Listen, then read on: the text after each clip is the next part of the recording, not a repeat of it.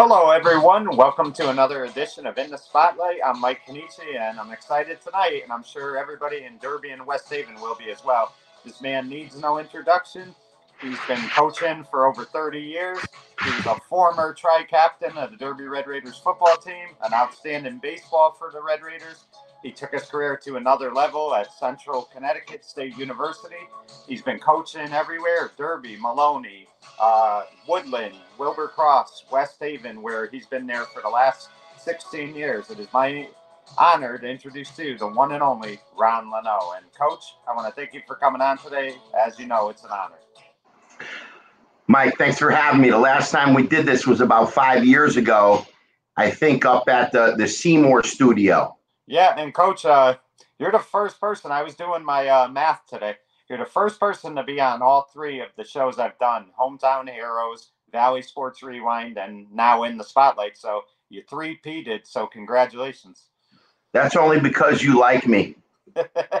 So, Coach, first off, I was just talking to your wife, Kathy, real nice person. Congratulations on getting married a couple weeks ago. It was a nice ceremony. Myself and Charlie DeCenzo went up together, and we shared Ronnie Luneau's story, so that's always a good time. Yep, and I'm glad we won't repeat too many of them on air right now, but I appreciate it. And Kathy, she planned a great day, and I think most people would say it was a wonderful time. If it wasn't so hot outside, it was such a great time. The food was good, the people were nice, Yeah. and it is what it is. It was just fun. Yeah, a real good time, and I'm very happy for the two of you. Coach, another occasion that happened last night was the Derby Athletic Hall of Fame, and one of your good friends was inducted. He was a former teammate of yours, and in my opinion, he's one of the best players to ever put on a Derby football uniform, and that was Jeff Rice. So just talk about Jeff a little bit. It's so easy to talk about him as a football player.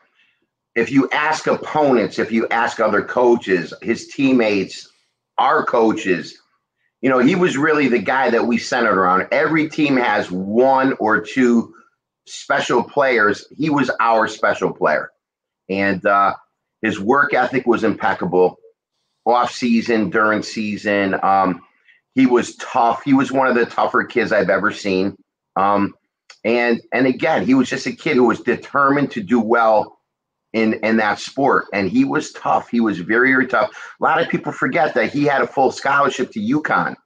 Yeah. And so, it's not a lot of times that you get a kid like that who's really undersized and wasn't the fastest guy, but he got a full scholarship to UConn. Yeah, and in a lot of ways, I credit Rice with the whole Ground Chuck nickname, because basically that year, Charlie DeCenzo gave the ball to Rice all the time. He knew that Rice, they could live and die with Rice, and he wasn't going to take that for granted. He had that kid carrying the ball, almost every play.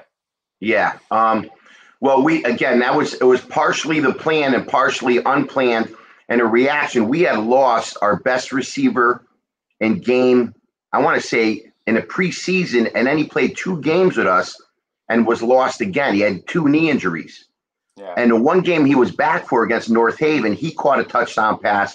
Jeff only carried the ball maybe, and I say maybe, 21 or 22 times only. Kent Ritter was hurt. When he was there, we won 28-0. We also lost a lineman named Jeff Salisbury, who was arguably one of the better linemen in the area. And so we had 2 major injuries. And so now Coach DeCenzo was stuck with, well, who do I, that he's saying, I want to give the ball 40 times to my best player, because the other running back in the backfield, he wasn't going to give it to too many times. Me. Okay. Just get up there and block. You're a guard in the backfield, and that was it. So he knew what it would take to try to keep us competitive. Right. Brett Schneider also was heavily involved, and he actually had a good year. He used to run a lot of counters, but Jeff carried the ball 30 or 35 times a game. Yeah. I mean, it was just watching replays of Rice. I was kind of little to really get to see him in person and appreciate it. But God, just watching some of those games online, I mean, just a tough kid. I mean, if you were going to tackle him, you were going to feel it too.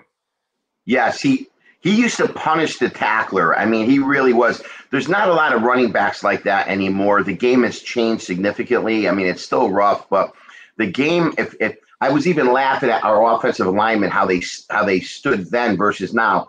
They were in a 3-point stance. They were leaning forward, and it was a running game. And now if you look at it, the offensive linemen always, 90% of the time, they're in a 2-point stance, and their first step is often a lateral, or maybe at 45 instead of straight ahead. So it's different. The game's different.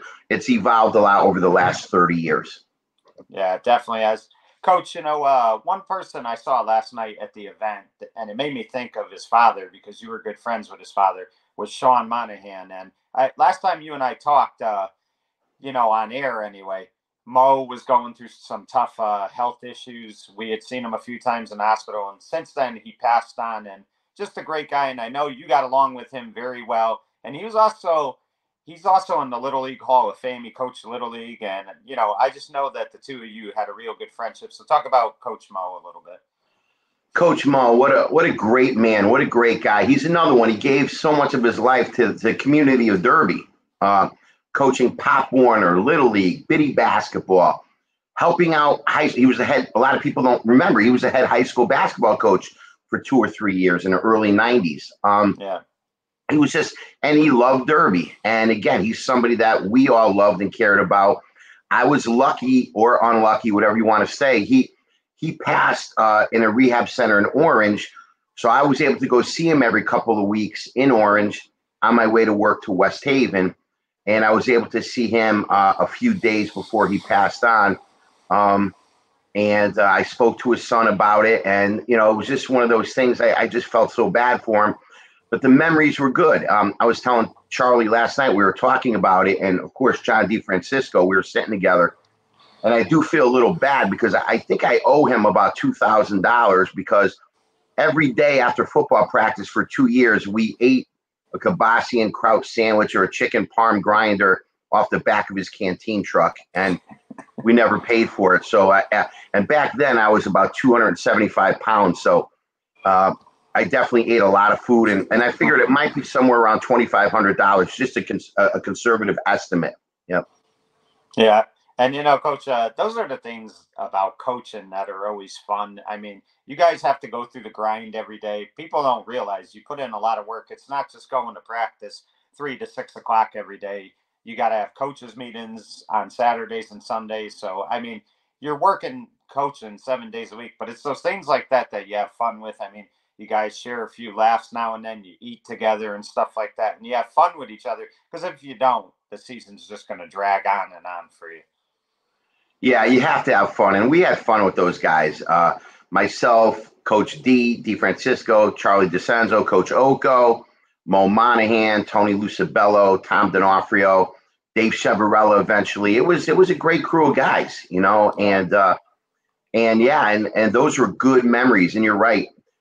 Football is a little bit different. I think the toughest sport to coach is football because of the time commitment that you have to make.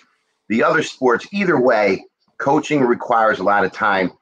Most people out there put in that amount of time.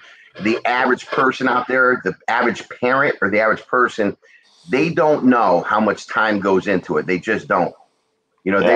Unfortunately, what they're concerned about usually is not even the team, but a lot of them are only concerned about if their son or daughter is playing. And the coaches are worried about trying to win, especially at the high school level, college level, et cetera. You're trying to win. You're trying to put the best team out there. And sometimes it doesn't make everybody happy. Right. Another guy that you were very friendly with and you were a teacher with at Derby High, and he also passed a few months back, was George Tanner. And George Tanner and Paul Landolfi actually took over for yourself and Coach Borzelli in the 97-98 season. But just talk about George, because I know that over the years when you and Coach Borzelli were coaching, there's always going to be criticism. George was always good about defending you guys. He would never let anybody try to talk bad about you guys. George was a good person, a good guy, and a good coach, and a good teacher. And he was funny. And again, the best basketball team that I remember, again, things change over the years, but when I was growing up and between the time I was growing up and when I was coaching at Derby, the best team was like his 1980 team that was 12-8. The star of that team was Chris Mester. Okay, guy jumped out of the gym. He was a great player. And Jay Carlins was on that team. And there was a few other guys, Mike Piscaneri. And again, we could go through that. But George, I thought, was an excellent basketball coach. I thought he was a good person, a good guy, funny. And I had him as an 8th grade teacher. I was his student. And then later on, I would coach with him. And again, I felt so bad when he passed. And then because of COVID and everything else, I don't think he even had a service or yet. But I just know that, again, he was part of the old crew of Derby, which I thought ran pretty well, Yeah, definitely. As well, Paul Landolfi's one of those guys as well, too. He was a Derby guy. He was one of us, Right.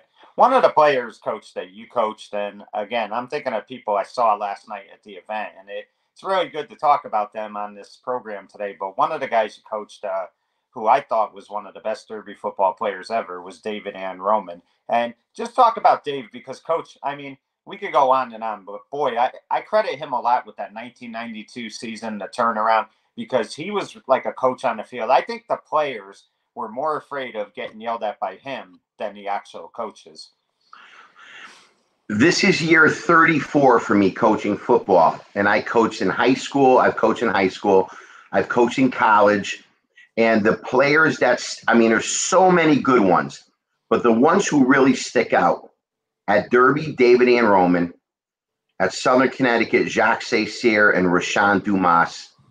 At West Haven, Dwayne Gary and Irv Phillips, for sure. And then actually last year, the 1 year I coached at Hartford Public, this kid, Christian Garcia, was right up there with him, too. Those guys all willed themselves a lot while they were playing. But Dave was the first one in my young career. I saw him will so many plays. And he was just a natural leader. My favorite memory was this. We were playing Seymour, and he had scored, I want to say 4 touchdowns, maybe 5. 5, yep. Yeah. And Spoonie, Coach Spoonie, Paul Sponheimer from Seymour, he was playing around. He was always a good guy to coach with and against. And Coach Spoonheimer, yelled out. I remember this. He said, "Hey, Ann Roman, are you done scoring yet?" Because David was back on kick return. And the score was a very high-scoring game. I want to say it was like 42-28. And he looked at Coach Sponheimer, not even his own coach, and he said, "Coach, I got one more. It's going to go right now." And the ball got kicked to him, and he ran it back for a touchdown. So, again, it's just so many times that you could see it. I remember the Lyman Hall game. He did the same thing, and we ended up winning by 2 or 3 points against Lyman Hall. So Dave willed so much. He really, really was one of the best players I've ever been around. Yeah, he definitely was. And, I mean, tremendous two-way player as well, because as good as he was on offense, I think he was even better on defense. Because I think he led the team on tackles, too. Yeah, that year. If you watch that Ansonia game, even though Derby lost, it was 8-0.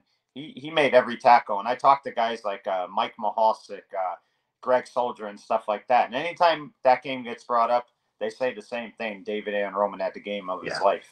Yeah, I mean, it was a great game. And again, Ansonia is always good, and those guys are great guys too, Mahalsick and Soldier. And in the end, you end up being neighbors with them, and it's just like everything else, but especially Ansonia and Derby. I mean, God, my mother was from Ansonia, my father was from Derby. I have relatives that were the captain of Ansonia High School football.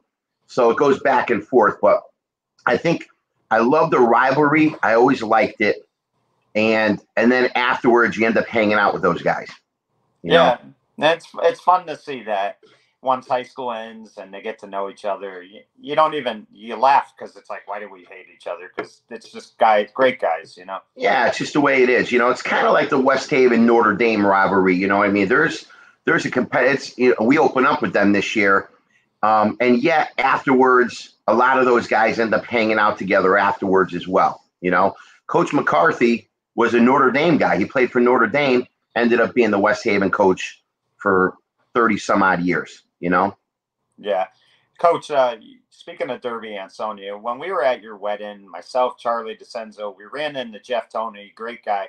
And we were talking to Jeff, and Charlie brought up a great memory, which it really was, how they had Jeff practicing with you guys the week of Derby Ansonia. He was your Luke Richmond on the scout team because you wanted those players to really like understand that this kid could throw the ball. Talk about that game and that preparation that week. I honestly thought we prepped so well on defense for that week. And, Charlie and I were heavily involved with the defensive game plan. And we were telling Coach Oko and about, Luke Richmond, and they had a player named, I think it was Andre Smith, and a kid named Washington, and Cortez Johnson was a running back. So I think, and they were very good. Richmond was a very good quarterback, went on to UConn. And I noticed that a lot of times on a film that we watched, he would just throw a deep ball, and those receivers would just go get it. And a lot of the D-backs that they were playing would kind of give up running just that little step or two in a big play. They always got the big play. And a lot of those throws were 50 or 60 yards downfield. So we didn't have anybody who could emulate that type of quarterback. Who does? But Jeff Toney, who in my opinion is one of the best athletes to come out of Derby, and back then we were only about maybe 29 or 30 years old, and he was playing some flag football. I said, Jeff, I'm going to get you a Derby shirt, and let's put you on. Let's bring you to practice for 2 or 3 days. We'll draw up the cards. We'll draw up your plays, and you got to complete these passes. And I really thought we did a good job doing that. You know what I mean? And it helped. I think it was Andre Smith. He didn't play that game, and a lot of people forget about that too. But I just think that, again, that whole thing with emulating Luke, because what a great quarterback he was, and Jeff. Again, and Jeff's a big guy too, just like Luke. He's about 6'4". At that time, he was probably 230. Sorry, Jeff, now you're a little bit bigger, but we won't go there, okay? Yeah, that definitely was a great memory. And it's amazing to me, Coach. I was around in that era, so I always enjoy that era the most. But, I mean, it's just amazing to me the preparation that coaches put in and what they still put in now. I mean, you said it yourself, football is a real tough sport to coach. And I mean, it really is, because it changes so much and you got to adjust to the changes. I mean, when you were coaching in the 90s, the spread, it might have been there a little bit, but it wasn't really there yet. Now there's spread offenses all the time. I mean, it's so hard to defend, more so than it was, in the late 80s, early 90s. Well, it's weird because it was harder to defend 10 years ago. Now, because so many teams are running it, it becomes a little bit easier to defend. And it's the other offenses, like so many people are used to the spread, that when you come out and give a different offense, like North Haven runs a single wing. So if you have to play them week 2 or 3 or 5, you have 1 week to prepare for the single wing. It could present some problems because nobody runs the single wing. I know that. I think North Haven does it. Avon did it. And like 1 or 2 other schools. So there might be 4 schools in the state of Connecticut that run this single wing. Yeah. So that presents bigger problems. And plus, it's more of a rushing offense where you have to be physical. The spread tends to make it a little bit more of a quick hitter and get down the field. It's a little bit, some people call it basketball on grass. You dink and you dunk and then you run zone. But again, so I like the guys who do something different, Right. Coach, a lot of people may not know this about you. I mean, your friends obviously do, but probably not a lot of former Derby players do. But you played for a guy in college who was a Derby guy, and he was well respected in Derby for many years, and that was Buddy Amadella. Let me ask you this. You played for Charlie, you played for Lou. Where do you rank Buddy as far as coaches go that you played for over the years? I love Buddy. Another one, a great defensive coach. I was very lucky in my life. I don't know if I'd had many bad football coaches. Coach played for, even down in Pop Warner, I had great coaches. So I was spoiled. I had great coaches. He was a great coach, not a good coach, a great coach. Classy man. That's actually, if you could see my helmet, my Central Connecticut helmet's in the back over there. Yeah. So I've had that since my sophomore, I think it was my junior year I had it. And that was his last year coaching me. I still remember the day we were playing a game and we were getting on a bus. It was like 1995, 94, 95. And I remember when Charlie told me that Coach Amendola had passed. He had a heart attack in the middle of the night at his home in Orange. And I was heartbroken. And Charlie knew I got very emotional. And on the bus ride, I think you were playing for me at that time. And you probably didn't even know what was going on. But God, I just have so many good memories. And I remember, I was part of a small committee. I really wanted to at that time honor Coach Amendola, being a Derby guy who went to UConn and coached at Yale, helped out a lot of Derby and Valley kids in general. So we were able to get the Bradley School athletic fields named after Buddy Amendola. Yeah. Coach, when I talk about impactful people and the impact that people make on, whether it be friends, kids, whatever it might be, I think about Jamal Baskins, and I've talked to Jamal over the years, and he's always said to me, two guys really impacted him a lot. First was Jim Mascola, who we lost most recently, and Jamal always talked about how if it wasn't for Jimmy Mascola, he would have never put on a football helmet or a football uniform. Jimmy encouraged him and helped him play. And then, of course, yourself, Jamal always valued you as not just as a coach, but a father figure as well. So, I mean, talk to me about Jamal, and you see him doing great things in his life. He's a respected police officer in Naugatuck. Just talk about him a little bit. Yeah. It's hard not to like him. I mean, his mom did a great job raising him. I remember talking to her numerous times. He was a great kid, a hard worker, played, track and basketball as well. And, he's just another one of hundreds of kids that come through the Valley. He grew up on Hawkins Street, and Hawkins Street, is a very working class, lower income area. And he didn't grow up with a whole lot, and he made something out of himself. And what more could you ask for a kid, to pretty much, come through with the American dream? As a history teacher, one of my favorite topics to talk about is immigration and people. And so to me, Jamal, and it's funny because I posted on Facebook the other day, I saw him posting with the Naugatuck football team. And I said, look at Coach Anderson and Jamal Baskins. I said, love it. You know what I mean? And again, Coach Anderson and Jamal, those guys, they're guys that grew up with me, or I helped them grow up. And again, they're part of what I consider. And again, that whole West Side, East Side thing in Derby, they were definitely West Side kids, those two, and they grew up on these slightly rougher side of town, if you'll call it that. And Chris, again, grew up down near Irving School, and Jamal was down on Hawkins Street. And a lot of people, one thing Brian Pagliaro said last night, he did say it takes a village. And I think Jamal, myself, you, we would all say that there were so many people that were impactful in that small city, that helped us along the way. So I just returned the favor to Jamal, which was done for me. And then now Jamal's doing the same thing with kids in Naugatuck and his own kids, etc. So, it's just a great thing. That's what you're supposed to do. Right. That's what you're supposed to do. Coach, you're very good at letting me segue into my next topics, and it's like you're reading my mind, because I was going to bring up Chris Anderson right after Jamal. And you look at him, and I mean, he came back to high school football this year at Naugatuck, and in year one, he wins the MVL title, upsets Ansonia on Thanksgiving. Just talk about him, because when you talk about people who prepare and just work endlessly, Chris Anderson has got to be right at the top. Absolutely. I've coached, played for, and been around so many great coaches. And I could literally make a list of 40 guys. And he certainly is he's one of the top ones. The year I coached with him, great organizer, great coach, great teacher. That's the thing. A lot of guys are motivators, and that's a big part of it. He's also a teacher of the game. He knows the game.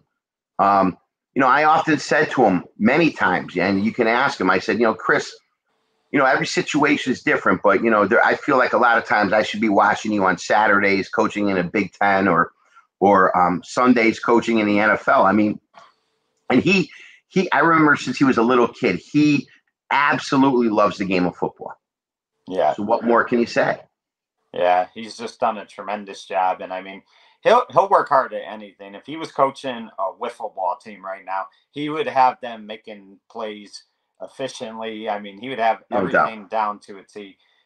No doubt. He coached that freshman girls basketball team at Shelton 20 something years ago, Yeah, and those girls still talk about him. yeah. Amanda Catella always brings Yep. up how he made her a better Yep. basketball player. And Amanda and there was quite a few other girls on that team. I remember they were always down, hanging down the boys club at that time. Yeah. right. Coach, I was thinking about this about an hour ago. I saw that Jacob DeGrom is not going to pitch in the Yankees series. They want to push him back a couple days. Now, it could just be precaution, but I always wonder about him because he's had a lot of injuries the last couple years. And it made me think about young pitchers, not major leaguers, but young pitchers who are probably 10 or 11 years old right now. And, Coach, one of the things that I think is a problem, and I could be in the minority, but I just think that kids are playing too much baseball throughout the year. And I really think it's good to play other sports because I really believe that these young pitchers are getting hurt because they're just throwing year round way too much. Yeah. What is your thoughts on that? I think for the most part, you're right. I think that kids who throw year round, there was a study I read about 10 years ago by the orthopedic surgeon, Dr. Andrews. And he recommended that kids take 3 to 4 months off from baseball throwing. And you're always going to get opinions. You'll hear people, if anybody watches a podcast, you'll get people who say, well, Ronnie Luneau and Mike Kenichi don't know what they're talking about. And then you'll get another 60 or 70 people that say, yes, they do know what they're talking about. But I think that from all the years, the 30 some odd years that I've been coaching, I think throwing year round is bad. Okay. I think your arm needs a rest. I use the example, one of the better pitchers that we had at West Haven was a kid named Tommy Lawrence. And Tommy, great pitcher. Besides him, the kid that I just had, Gianni Gambardella, two of the best pitchers I've seen. And Tommy was our football quarterback. So half of August, September, October, November, he was throwing a football, different motion. And he actually attributes throwing the football to strengthening his shoulder and his arm, different throwing motion. And then he would pick up a baseball again come December, and he'd be ready. So he did rest his arm in a certain way. And he'll tell you about that too, that he attributes throwing a football to bettering himself as an athlete, plus playing another sport, another competitive situation. If you look at a lot of the backgrounds, like now, I'm a Mets fan now. Yeah. Okay. I know it bothers you. Okay. I grew up a Yankee fan, but then when I went to Citi Field in 2009, and I had already been coaching a long time, I said, it's easy to be a Yankee and Red Sox and or Dodger fan. They should win, okay? But those Mets, and I said, I got to adopt a lovable loser with a nice stadium. So, and they did. They lost a lot of times, and they went to that one World Series, and then they've been losing. Now they're having a good year. So anyway, so now we could root for those Mets tonight, okay? But Scherzer, a lot of people don't know about Max Scherzer. 3-sport athlete out of Missouri, okay? Baseball being number one, but he played quarterback in football, and he played point guard, shooting guard in basketball. 3-sport athlete. A lot of these guys are 3-sport, 2-sport athletes. Even LeBron played football for many years before he gave it up.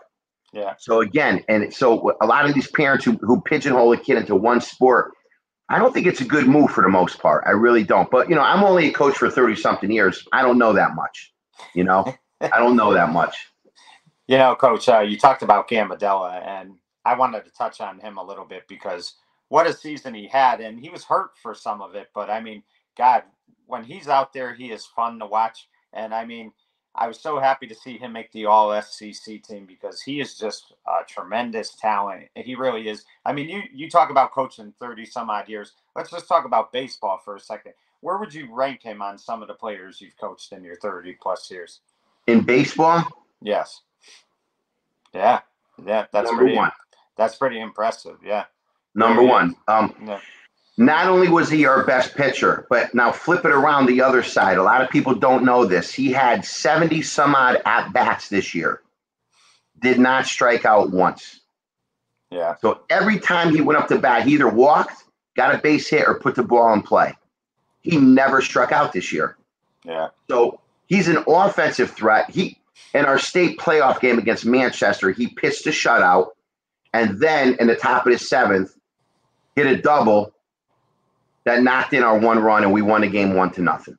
So again, with me, he was my number one. So my 7 years as a head coach in Derby, my 8 years as a head baseball coach in West Haven, yes, he's my number one. Yeah. And I mean, he really is just a phenomenal talent. And I mean, talk about this past season for you guys. I know it was kind of up and down at times, but you guys did get in the tournament. And just talk about some of the players on that team, because there were some kids this year I know that really contributed, that you were very surprised at just how well they did. And that always makes a coach feel good when you get more out of a player than you think you're gonna. Yeah, they were a special group. I've been lucky. West Haven, I've been treated very well. The kids are great. The last 2 years are a very talented group. I think we talked about last year's team. This year's team, obviously Johnny, great player. Our catcher did a great job behind the plate, Corey Coggins. Our first baseman, I went to school with his father in Derby. His name was Damian Gazaneo. Mario was his dad. Another one of the best captains we had. Second base, we had this guy, Cameron Cruz, young kid, sophomore. Our freshman shortstop really stepped up. Started in the SEC as a freshman shortstop. He had to make plays. I think he made 7 errors this year. What a great job for a freshman. You know what I mean? And he might have weighed 105 pounds. I don't know. He was little. You know what I mean? But what a headsy ball player he is. Third base, it was where we switched our number one and number two pitchers. Dylan Supan, outstanding. Yeah. Number two pitcher, pitched a great game against Trumbull in the second round. Had a good year at third base and with the bat. And then we had out in center field, we had Tyler DeSanti. And we missed a kid, Jake Romano, who could have helped us out a lot. And then we had KJ Harper in right field. And then left field was either Axelrod, Hayden Axelrod, or Chase Supan at times. And so it was one of those things that they all just had a role and they stepped up. A lot of kids were young that stepped up. So we were very heavy with the senior group and very heavy with the sophomores and freshmen. We only had one junior that played. It was KJ Harp, and that's it. And he's the only one that's going to be a senior next year. So a lot of the sophomores got some early play. We had a kid who stepped up as a number 3 pitcher, Jack Hay, did a great job. Yeah. And of course, my coaches were outstanding. I can't say enough about my top assistant, Steve Carden. I've been waiting for him to get on your show. Yeah, it's coming. I promise you that. But Coach, I always say this about baseball and basketball. It's very hard to win a championship because when you play in a tournament, you got to win 5 games at least. That's not easy to do, especially in baseball, because you could run into a pitcher who just shuts you down. Oh wait, I'm forgetting one very important person with a Derby link. Oh my God. And he made second team all league as a sophomore, Ray Gilbert. Okay. Oh, okay. Yeah. Ray Gilbert. Mom is a Picarillo from Derby. Nice. Okay. I knew I was forgetting somebody. And Ray, what a player he turned out. Ray started as a freshman last year for us. So unbelievable. He had an unbelievable year this year. So yeah, anyway, so go ahead. Sorry, Mike. It just goes to show Derby doesn't leave you. But the point I wanted to make is it's hard to win a championship. So I feel like when you make the tournament, that's a successful season no matter what. So let me ask you, when your team makes the tournament consistently, you got to believe that the season's a success. Sure, you want to win a championship, but when you play 20 games and you do enough to get into that tournament and win the required games you can't ask for anything more, can you really? No, I mean, listen, if Johnny doesn't get hurt for 4 games, let's say I win 2 of those 4. So now I'm 13-9, something like that overall, okay? Makes a big difference, okay? I think you need depth. You need talent. You need depth. You need to do a decent job coaching. And then to win a state championship, and any honest coach will tell you this too, you often need a little bit of luck. Yeah, you do. And it could be from keeping your team healthy. If Johnny doesn't get hurt, he's got another 2 starts on the mound. And you could ask people in the league, they didn't want to face him. He threw near 90 with a curveball. And my number 2 wasn't too bad either, Dylan. You know what I mean? So, again, a lot of things have to fall in place for you to win that, you know? You look at Fairfield Ward won it. Brett Connor, Shelton guy down here, did a great job. And they have a lot of talent. They also played a lot of talented teams. So I'm sure, and Coach Connor will probably tell you, in a couple of games, some kids had to step up. They got a little lucky here and there, and some things worked out. And what was the difference between this year and last year for him? It could have been a couple lucky instances, or one other kid stepped up that was a little bit different, you know? So, again, I mean, I know they were excellent, and I know he's a good coach, and he's well-liked. So, but I think he would tell you, too, that you need certain things to line up, you know? Yeah. Coach, when you were on Hometown Heroes in 16 and Valley Sports Rewind in 18, you had many good things happen to you over your career, but we never got to talk about what happened to you in the year 2021. Number 1, big year for you. You get engaged. That was a big thing. And number 2, you were the SEC Coach of the Year, which is the highest honor you could get in your league. And I mean, that had to be a tremendous feeling, because you just touched on it, that it's very hard to win a championship and it's very hard to have everything go right. So to be recognized as Coach of the Year by your peers, that had to be an unbelievable feeling. Talk about that a little bit. It was a great feeling, but I've always liked to think that I'm the same coach no matter what team I coach. I have great assistant coaches. That year I had Coach Vince Delavolpe, one of my best friends on the staff, Steve Carden, Bobby Hume, Stan Konecki, Tim McCarthy, unbelievable, okay? John Ascensia coming back, one of my guys. So, again, there are so many people, Travis McHugh, Wes Gambardella, Tyler Gambardella. So, to me, I had great coaches, but I had great players. That year, Mike Boney, Danny Izzo, Tyler Jones, Gianni, okay? Isaiah Wyatt, you name it, just so many good players on that team. They're actually right behind me. Yeah. Hunter Axelrod, unbelievable player. Again, so players make it. Your coaching staff makes it. That's who I owe. I mean, I got the Coach of the Year because we were 17-6, and they stepped up and did a good job. I think they liked playing for me. I think we had a lot of good memories, and again, it's just, and you need things to line up to go deep and to win a state. It's not easy to win a state championship. Most coaches never win one. Yeah. So, you know, and so it just doesn't come that. And if it does come easy, you probably have a lot of talent. Yeah. I learned that from my coach and buddy, Craig Bruno, you know, the old coach at Bunnell, now the head football coach at Amity. I mean, he always said, Ron, it's about talent. And it's more about talent than anything else. That's for sure. How about Derby in the 1960s and 70s in football? Arguably one of the best 1 or 2 programs in the state of Connecticut, whether it's double L schools, whatever. And then as time goes on, it just changed. Every place changes. Or every 10 or 15 years, a high school changes, a town changes.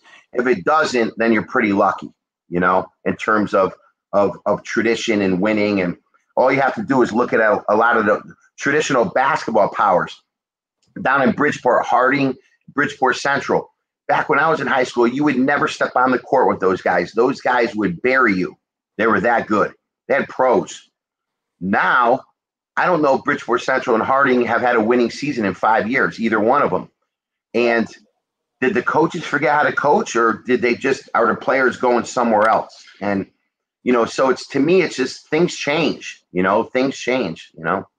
You know what fascinates me, Coach, as far as football goes, is when you were a player and, you know, when I was around in the 90s, and then I'll even go as the early 2000s, kids were big, but nothing like today. I mean, these kids are bigger, faster, stronger. I've never seen high school kids like the ones we're seeing right now. I mean, these kids are exceptionally strong. Yeah. Training has changed. Eating habits have changed. People are bigger. People were bigger 30 years ago than they were 100 years ago, and they're bigger now than they were 30 years ago. So, and again, it hasn't been like 50 pounds and 8 inches, but The average male has grown 2 or 3 inches over the last 50 years. The average male has gained some weight over the years. And then, yeah, on the other side, we talk about the health experts out there saying there's more obesity than ever before. So, again, I do think people are bigger, and I do think that people who take it seriously, they train better and harder. I also think that in America, more so Connecticut even, that the wealthier schools and the private schools have a huge advantage. Their kids get the best training. They come from solid homes. They have good school systems. And so they have an advantage now, and it's really been prevalent in the last 10 years. You look at the top 10 in football, the top 10 in baseball, lacrosse, you name most of the sports, even basketball, it's leaking down into a little bit. The wealthier schools now are in the top 10. And it's very, very interesting. They're getting the best of the best to go to places like that. Yeah, it's just unbelievable. It really is. Coach, whether you're a head coach or an assistant coach, the same work ethic is put in and day out. You were fortunate enough to get that championship ring with West Haven baseball as an assistant coach. Just talk to me what that feeling was like, because whether you're a player or coach, when you're involved in something like this, that's always the dream, to wear that ring someday. So tell me what that feeling was like for you. Yeah, I mean, I wasn't the head coach. Coach Mike Ancolari was the head coach. I was lucky enough that when I went to West Haven to teach, I had approached him and said, Coach, I want to help you out here. And he knew who I was. And he said, yeah, I have a chance to hire Ronnie, who was a varsity baseball coach at Derby. And so that year, I literally helped out his program with my buddy Shane Russell and a couple of John Ascenzi was there, and Tom Lawrence was on the mound for us. Went to the University of Maine, just like Johnny's going to Maine, and he was I think the best pitcher in the state that year. And we played great defense. Wasn't a heavy hitting team at all, but again, we won a lot of games, 3-2, 2-1, 4-3. We won them. They knew how to win. So those guys were special. But again, everything had to line up. I remember Tommy, there was a rain date where Tommy would not have been eligible to pitch, but then the rain moved the game to the next day, which now upped his innings again where he could pitch again. Yeah. So that's what I mean. That's another real variable that came into account. And it got to the point we won the championship game 1-0 against Brian McMahon in Norwalk. So, yeah, and a lot of it was nail biting, and some of it was luck, and some of it was just great defense and great play. The bottom line is that Tommy won a lot of games with 1 or 2 runs in the bank, and he was able to keep it to 1 or no runs, and the defense obviously making plays behind them. Right. So let me ask you, when you win a 1-0 game like that, and it's a nail biting game, like you said, obviously you're happy, but is it more relief, or what was your feeling like when that final out was made? It was relief.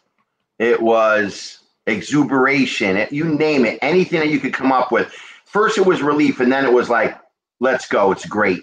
Yeah. And then it's funny because if you're a real coach, I think you enjoy that one night, and then you start thinking about next year. Yeah. It's like you got it for one night, it was great, you're the guy, and then your team is it, and then you get the honors afterwards. I do have the ring, I like wearing it once in a while, I do it. It was just great. It was fun, and but it really goes quickly because you got to start preparing for the next year. Yeah. And those coaches who put in the time, and a lot of the West Haven coaches and Derby coaches that I were around, and a lot of the other coaches too, they put in that time, and they know what I'm talking about. You have relief, you have exhilaration, you have so much fun, and then almost immediately, like a day or two later, you're thinking, okay, what do I do from here? How do I match it? How do I keep it consistent? I think about, we won 28 games over the last 2 years. We're going to have a very young team next year. And you start thinking about it and you're like, okay, how are we going to get this done?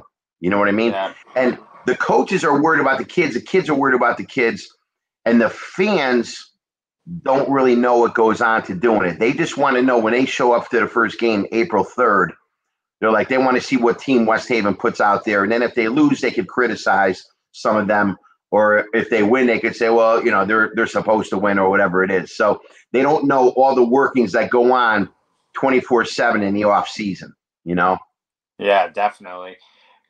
Another thing, Coach, that is one of the great things to do in sports is when the quarterback takes a knee, especially for the team winning, obviously. And when you guys beat Ansonia in 1996, you didn't get to take a knee, but you had another type of celebration. You beat them in overtime, and it was you guys were right on Richmond the last play of the game, and he kind of threw the ball away. You guys are celebrating, but the Shelton game, Craig Schutte was able to take that knee, and that secured a winning season for the first time in a couple of years. Talk to me about just watching that moment when you see your quarterback taking that knee and you won a hard-fought game. What's that like?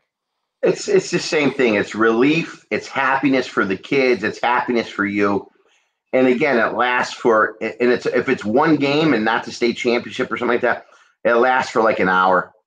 Yeah. It lasts for about an hour, and you're happy for the kids. And I think that Ansonia game, I had said the kids could shave my head, and I think they did. I do remember that. Yeah. But what's funny? One of my memories after that game was, Charlie was always a classy guy and everything, and we had finally beaten Ansonia, which was, people would say whatever they want. They've always been the benchmark.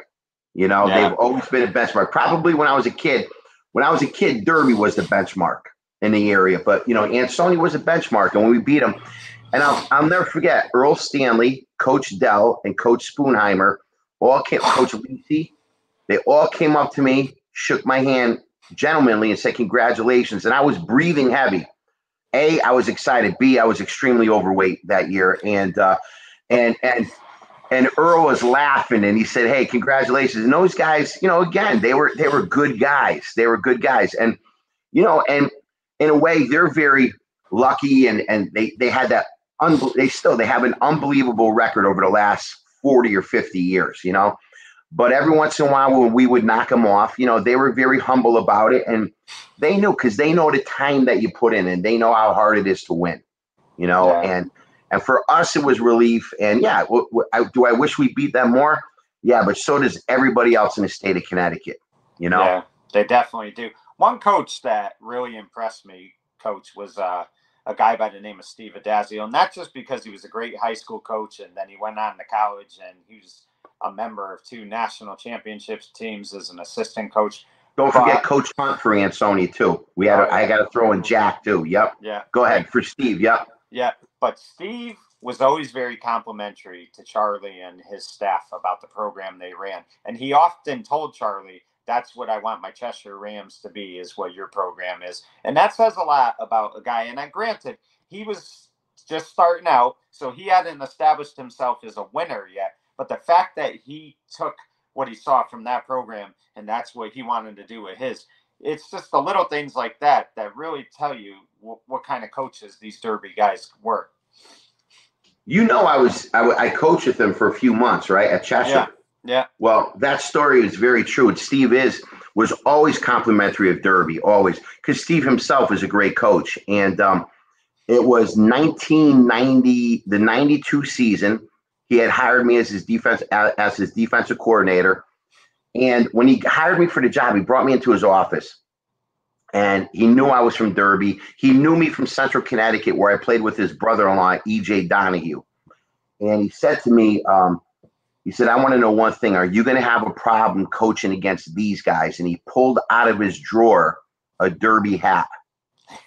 And I said, no. I said, listen, I love Derby, but if I'm with you, I'm going to want to beat them. And he said, good, then let's go. And I was with him for a few months. And then what happened was, I think it was your sophomore year, Charlie called me up literally during conditioning week and said, we have an opening at Derby as a history teacher. I didn't have a job at Cheshire as a history teacher. And I had a choice. I go for the profession and coach at Derby, or I just stay coaching. I would have been doing in-school suspension in Meriden, and I would have been coaching in Cheshire. So I went up to Steve and I told him, and he said, Ron, you're doing the professional thing. And he said, I just need my playbook back. And so I gave him his playbook back, and we shook hands. And that year they beat us, I think, 14-8 in Derby. They went out to win their first championship of many. After that, they had the McIntosh brothers and the quarterback there, Sean, and Sean McGowan, and they had such a great bunch of kids there too as well. They were good football players and very well coached. Yeah, and I mean, you talk about a run they had. That program won 6 championships in a row. I mean, they just were the cream of the crop in the 90s. They really were. Just an outstanding they won program. 3 or 4 under Steve. Then he went to Syracuse, and then Mark Ecke took over and won another 3. Yeah, you know, it was unbelievable. Really was. So, Coach, let me ask you this. We were talking about the Hall of Fame, last night afterwards. You don't have to answer this if you don't want to, but just give me 5 names, in your opinion, that someday need to be in the Derby Athletic Hall of Fame. Okay. Now, I'm biased. There's certain people that I certainly love, but I think people that need to be in it: Frank Romano, Jason Palmieri, David Ian Roman, Chris Mester. Yes. People forget about him as a great basketball player. Ben Blue as a wrestler and football player. Yeah. How about another one? I mean, guys, I could give you another 40 names with girl athletes: Jamie Bartone and Christina Gilardi, now Christina D'Agostino. I mean, we could go on, and I'm sorry if I missed anybody. Okay. How about Mike Sullivan? Yeah. Okay. Ricky Slowick, and we could go on and on and on. So, but I've named probably 8 or 9 just there. So. But yeah, those first couple for sure. I mean, those guys, unbelievable. I saw Jason last night. I saw David last night. I saw Frank the other day. Chris Mester I saw the other day. There are guys, and there's so many that belong in there. So that's who I would like to see. But there's so many great athletes. That was a great athletic town for years. Right. The last couple years, you're going to wait down the line, but the last couple years, you had those track athletes. My last couple years at Derby, arguably Adam Manning for basketball. I mean, there were some guys, Yeah, so. Definitely was. And Frank was recently honored. As a matter of fact, last night he was honored. And I know you went to that for a little bit. Talk about his award and talk about him, because I know you really admire him a lot. Well, I grew up. Frank was a true mentor in the community. I mean, we had his daughter. I had his daughters in school, and his wife was nice, and they were a family. I worked for them at Romano's restaurant. I worked for them as a dishwasher, and I was a horrible dishwasher. I showed up to work on time. That was good. And Frank told me, he said, "You're here for the comedy. You're not here. You're here to make me laugh." And he would tell. I soaked in the stories that he told. You talk about a guy who was a great high school football player, and again, the only reason he wasn't All-State was because they had 3 or 4 big-time players as well. There's only so many people you could get on an All-State team. That team was the greatest Derby high school team ever, and it goes probably one of the top 10 high school teams of all time out of Connecticut. They had about 6 Division I players. So, but I think, and then he went out to Maryland, where he had a stellar career. He was a 2 or 3 year starter at Maryland. And then he came back to Derby and he gave back to the community. He's one of those people we talk about, always giving back. He was a mentor. My home life wasn't the best, and my buddy Marco didn't have the best, and you name it about all these kids. And he was our look up to guy. Yeah. And I'm very friendly now. It's amazing. His daughter, who I had as a student, Julia, and Tori, but more so Julia too. I mean, she's like my success story. Like, she's the one. I tell her all the time, "You were my student, and now you give me advice." So it's unbelievable. But the Romanos to me are a Derby family. They are. I coach JR, his nephew, in all 3 sports. A gritty kid all the way through. So yeah, they're a special group of people. Frank's a special guy. And by the way, if you haven't got a chance to go to that Steady Habits Lounge, Maria Conlin's little lounge down here in Shelton, great place. I'm looking at it. We're looking at it. It's a great place, Maria. Okay. Unbelievable food, the drinks there, the atmosphere, and again, Frank, I just can't say enough about him. I love the guy. And I do think, look at the old pictures. How many people could say they played 4 years of Derby football, then went on and played 4 years of Division I college football? There's not a lot of people out there, Yeah, I mean, he's, one of a kind for sure. Coach, you've been doing this, I would say, probably 1989, 1990 when you started coaching. And here we are in 2022. So never mind as a head coach, just a coach in general. How much longer can your body continue to do this? Because as we get older, it's not easy to come to work and then go to practice all the time. Has there ever come a point where you're like, you know what? Someday, at some point, I'm going to take a step back. I mean, are you still going to be coaching in 5 years, or do you think eventually you'll come to an end? Well, the body doesn't hurt me that much anymore, especially since I dropped 30 or 40 pounds. You know what I mean? I'm in better shape now than I was 10 years ago. 10 years ago, I was on a streak, eating fast food, wearing size 48 pants, doing the whole thing. Didn't work out too well, right? And I used to get tired, and then I worry about sometimes. One time on the sidelines against Guilford for the West Haven game, I fainted. They sprayed water on me, and then I woke up, and I knew I was overweight then. I was actually 297 pounds that year. So, and that was, wow. Yeah. And so it wasn't healthy. Now I'm eating much better. I work out every day. I have managed my time better. The only thing I see myself definitely doing, I'm going to be coaching in some aspect as an assistant. My head coaching days are closing in because head coaching today takes a lot out of you. And I've been doing 2 sports, sometimes 3 sports for 30 some odd years.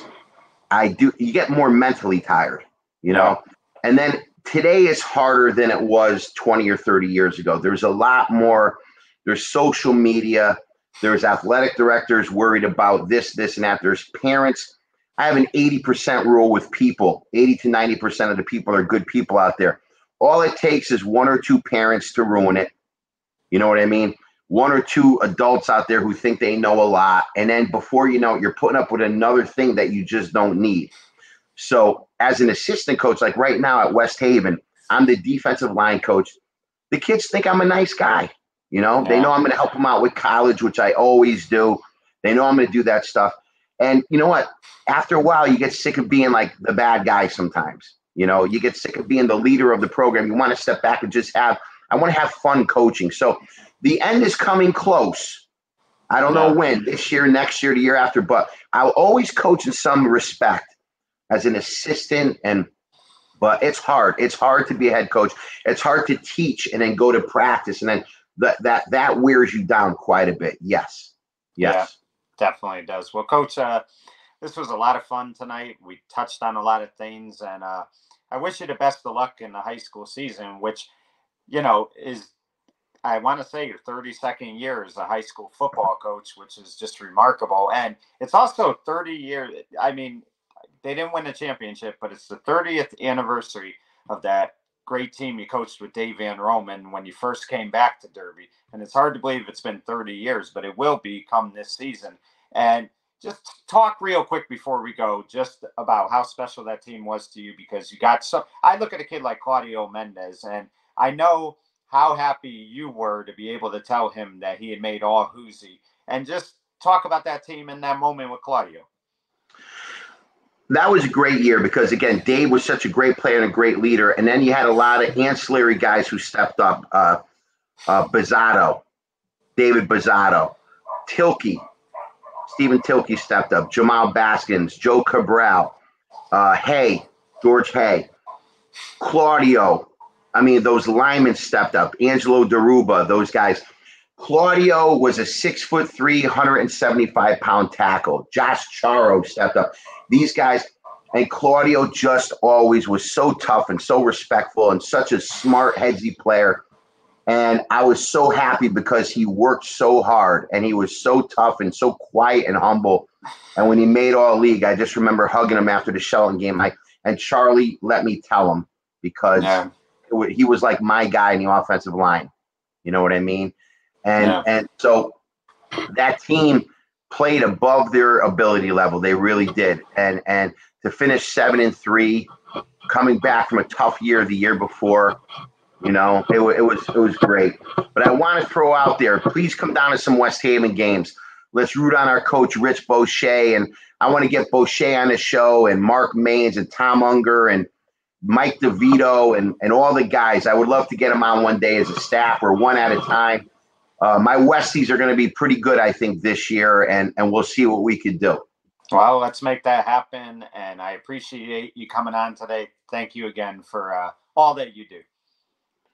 Michael, thanks for doing this. And so many people watch your show, and I talked to so many people about this, and people look forward to this. So thank you for all that you do, Mike. Well, I appreciate that. And folks, I'll just leave you with this. If you ever had the privilege to have Coach Luneau as a coach, a teacher, then you know what? You had something special, because he's a special human being, and we're better people for knowing him and having him in our lives. For In the Spotlight, I'm Mike Kenichi saying good night, everyone. All right.